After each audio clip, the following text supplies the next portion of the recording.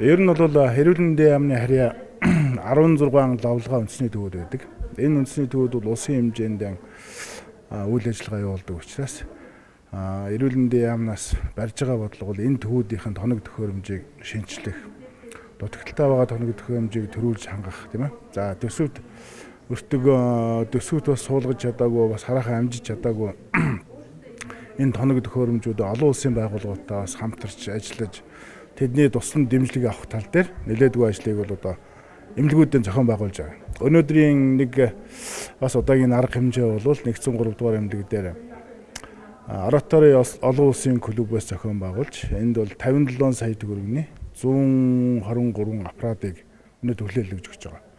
Ингэснээр нэгдсэн 3 дугаар эмнэлгийн эмнэлэгт бол одоо бөөрийн чиглэлийн дотор эрхтэн бөөрийн чиглэлийн хэвлийн үндийн бөөрийн чиглэлийн дурангийн иж бүрэн аппарат тоног төхөөрөмжөөр хангалтж чадлаа гэсэн үг.